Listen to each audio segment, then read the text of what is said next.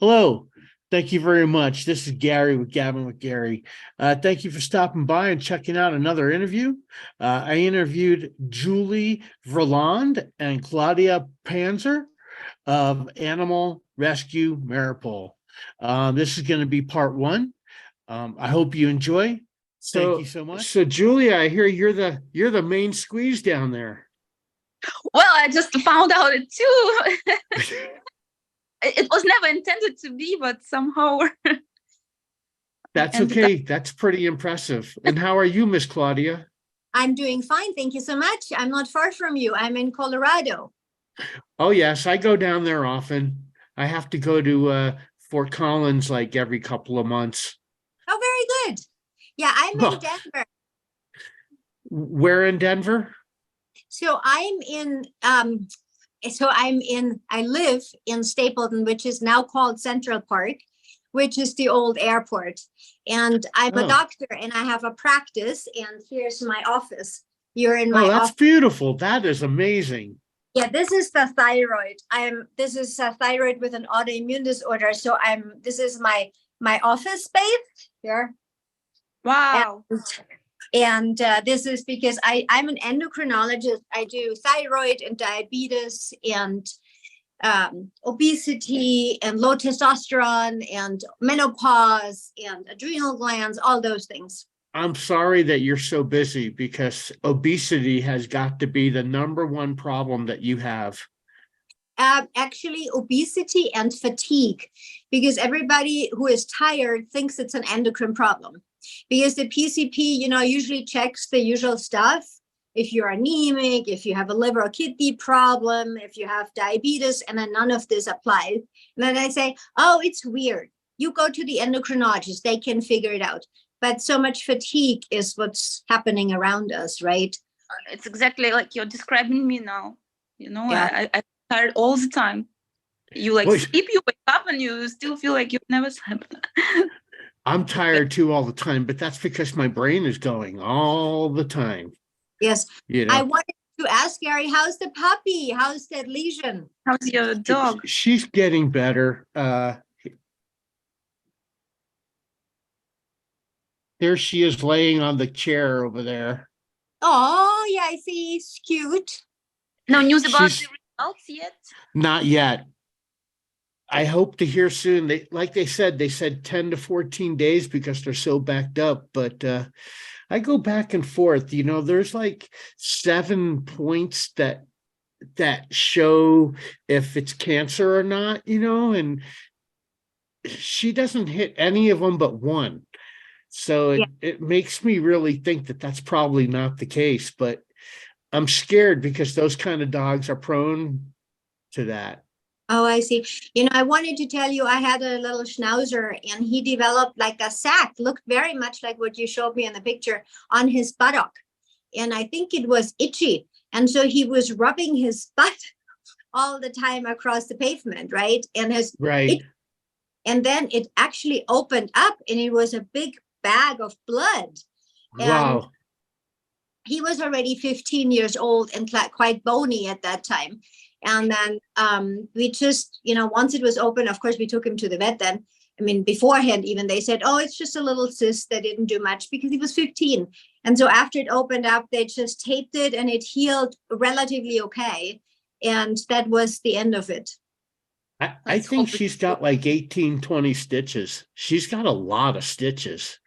It went from here all the way down to like here. So it was like a big cyst or something. It was, well, when I brought it in, I was able to hold it and feel like a baseball. Yeah, that's big. Yeah. And it was like inside too then. On top of the shoulder, but it would move around. It wasn't stationary. But that's a good sign. If you can grab the thing around, that's usually not a cancer. Yeah, cancer, that's what I thought. Because cancer is attached usually to something, but right. And boy, I was so scared. That's how scared I was. I sent you guys the information right away. That's how scared I was about my little baby. I understand. Well, they mean everything. Thank you. Thank you. Do you have any animals, Miss Julia? Oh, a lot. Well, it all started when I started just rescuing animals for myself from Ukraine. When I moved to France, I brought one cat, then second cat, his brother, then more cats. And then the war started, I brought two more cats, one from Mariupol, actually. Another one is from Kiev. And when, like maybe 5 years ago, we bought a house. So I started rescuing chickens from Oh my. slaughterhouses. I have 16 chickens now, and I also have 3 sheep. 3 sheep? That's pretty cool. That's How very do you cool. like the sheep? Takes all my time. Well, they're stubborn, but once you get to know them, you know, we're like a team. They love me, I love them, we understand Of each other. course. Right? Mhm. Yeah, that's so sweet. Do What you is have So also sweet. that the sheep, they love chickens, the chickens love sheep. And then I also have one more cat which spends all their time with us. It's a neighbor cat, but he just chose us and lives with us. And he loves the sheep, so you should just see how they kiss each other. And Aw, that's really sweet. You know, it's amazing how sweet they could be. yeah, they are like different species, but didn't even take a minute for them to understand and love each other. Right. Absolutely. So I was just seeing where I was. Oh no, don't want to do that. Oh, it looks like it's already recording. It's been going in the background, it looks like. So if she's a doctor, what do you do all the time? Just do the organization? Well, when I lived in Kiev, I worked in diplomacy, just to my background. I worked at the embassies and some ministries. Then I moved to France. I lived closer to Paris, so I worked at the Ministry of the Environment, also in a diplomatic section. But now that we moved to a village, there is not much to do. So I Wow. take care of my animals, but I also help local kids. I teach them English, and just if there's my cat. This is my only French Oh, cat. he's a The only big one, boy. the only one I rescued from France. Oh, Tell you, I Gary, have a cat. Go ahead. I tell you, Gary, I wondered also what you're doing, because Julia is the most amazing person when it comes to response time. Because I've only been part of this group since I think probably January or February, and I found Julia and she had posted, and then on Facebook, and then when I asked the question, she's like always there. Julia never sleeps. Julia has 100% herself, her brain, her heart, her time to these animal rescues. I mean, she's the heart and the soul and the brain of this Mariupol rescue group. It's truly amazing. And whenever there's any problem, I reach out to Julia. I hope you're not bothering you too much, because she always has the answer. I love it. Like we're always connected. For 10. I mean, anybody who can hire you would, if you put just 10% of what you do for this rescue, 10% into like a job or so, they would have the best employee ever. That's why she's worked at all the government agencies. Seriously, that's the only reason why. Because once she told me that she worked at all these government agencies, how can she not be that kind of person? Those are the people that they want. Yes. It's pretty amazing. I loved my job back then, but when I devote myself to animals, I love it even more. Yes, because the response, because I see the response, I see how they're sincere, and this is something I really wanted to do. I was a kid. Animals are the best. Yes, I agree. Most of the time, they're better than people, unfortunately. That's true too. I could tell you, maybe not out of this country, maybe not in your country, but definitely here, animals are way better than the people. They are like kids, and they stay like this all their time, all their life. They're sincere. Every time I go down to Denver, I'm driving like 80, 85 with everybody, and people cut me off driving like 100 miles an hour, and I'm like, holy cow, what is wrong with these people? Yeah, those are the Western cowboys. Yeah. Yes. Yeah, but if you meet these very same people, for example, in a bar, they would be nice to you and talk. There is like this bit of hypocrisy. People can be sincere at one point, and then they can change when they're drivers. But animals, this is the thing. They're always the same. They always love you the same. Whether you are sick or you are poor or you have a bad day, they always love you. That's why they deserve the best. Here we have California, and no one really likes California. California, I would say, is a very mild Russia. That's how people feel about Californians. Unfortunately, Mia, I was in California last summer, and I loved the nature. I loved it too. I lived there for 31 years, but it's the people are really weird. Like they come over here and they want it to be the same, and it's okay. It's, you know, that's their thing, but it's not my thing. I like to see the different parts. This is the 9th state I've lived in the country, so I got to see a lot of it, and they do change a lot of it, unfortunately. Well, that's why when we bought our house, we decided to move to a very, very remote, small village. We are like maybe 600 people here, far from big cities, and I Very just love nice. I don't get to meet people a lot. Well, the town I lived before this was 199 people. Oh, wow. Wow. Yeah, like, you know, everyone. Well, everybody knows me. Everybody knows what I do. If there is like an injured bird or an injured rat, it's always me. Hedgehogs. We have lots of hedgehogs. They all really? bring That's them to cute. me. That's really cute. I'm not a doctor or anything, but you must have a lot of hedgehogs. We do. My husband built them small hedgehog houses. Oh, that's so cute. So cute. Okay, so I'm going to introduce myself, and who should I introduce first? I'll say, hey, this is Julia and Claudia, and they're going to introduce themselves. Okay. Sounds good. And then we'll get started with an interview, however it takes us. Okay. Okay. All right.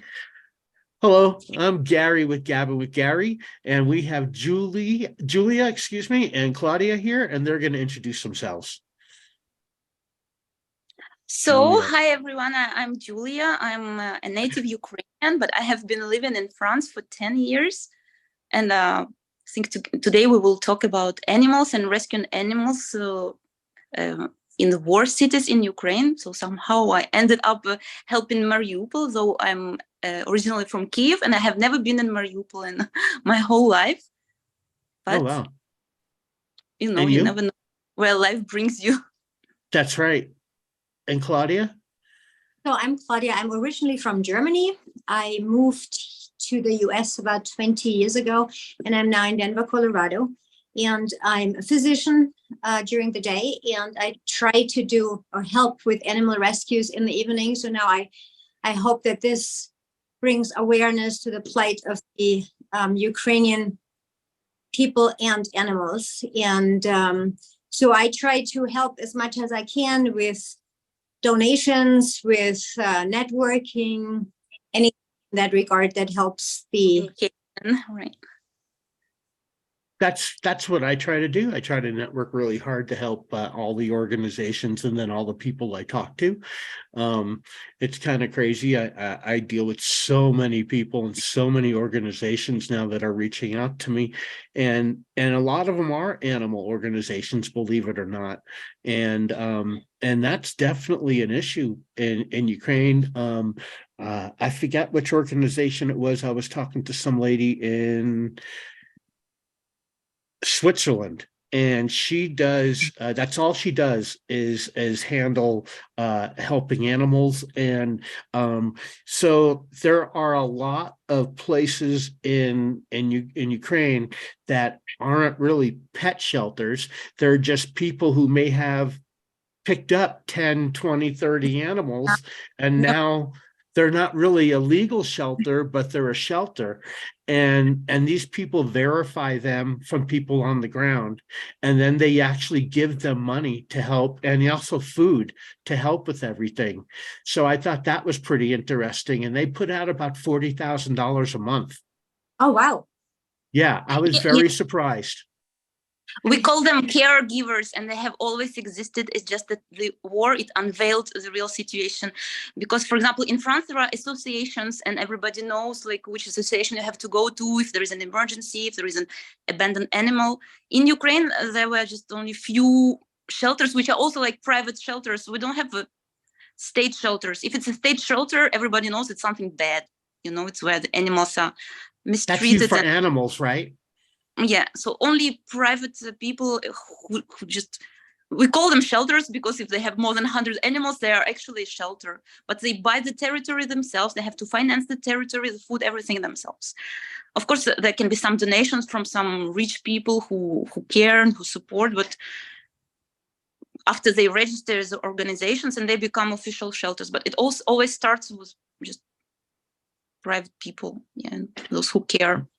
Would you be able to would you be able to work with the people in Switzerland to help you? Yes. Claudia's like, yes. Okay, so what I'll do is I'll give you the information, her information, on the way out.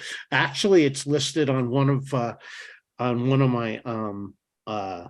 podcasts. Hold on, I'm looking really fast. Oops, wrong one. Her name is, well, we won't know. Okay. Content. Her name is Victoria Zink, Zinyk. And all her information is, yes. And all her information is in the description with all her stuff. And I can give you her actual phone number at the end as well, if that will help. Whatever we could do to help the animals, you know? That would be amazing, because I think the one thing that's what we all need is more funding, right? Because we could do so much more if there were more money. And if could just pay, you know, there's a lot of people who would be willing to take in animals, but there's no funding for these people. So I'm sure there are many who want to do this, but 10 dogs, that's a lot of food. They need money, and just smaller grants or so would probably go a long way. And also the problem of the occupied territories, because me, I'm mostly responsible for Mariupol, so nothing can be delivered there. No humanitarian food, no other kind of aid. It's just occupied. The border is closed, so nobody can go there. So the only possibility for us to help them is to donate, and it's what we have been doing. We have been raising funds, and the second thing is just we can evacuate animals from there. So the only thing, but we cannot deliver them food, so we cannot take care of these animals on the site. The canine place that I sent you, now they go into occupied areas, and they take out the animals. That's the person that I told you about, the canine, I forgot, the canine organization. Yes, that yes, and they're going in. They're actually going into Mariupol and all those places and getting the animals that are loose. That should be great to have their contacts, because we are so few people there. You can't even imagine just for. Yeah, they're going back now. It's been that long. I think in another week and a half that they're going to go back now and go rescue a whole bunch more animals. So I can try to get you in touch with them. Do you know how they go? Do you? I know quite a few of them are here in the United States, and they fly out there every few weeks, and they go out there with combat gear, and they go and rescue as many animals as they can. Wow, I did not know that anybody from the US is doing it. I thought it's mainly I didn't know that. But are you sure it's occupied territory? Because if they fly to, I don't know, to Poland, now then they have to go all the way around through Poland, maybe Lithuania, Latvia, and to Russia. I'm not sure where they fly in yet. I haven't had that conversation with him, but we've been talking. He wants to do an interview with me. It's just that he's been busy too. So I don't have enough information exactly. I'm sorry, I didn't hear you. What's the name of that gentleman, please? Well, his first name is Phil. I can Okay. tell you his first name is Phil. And hold on, I'll bring it up. Phil. There we go, Phil.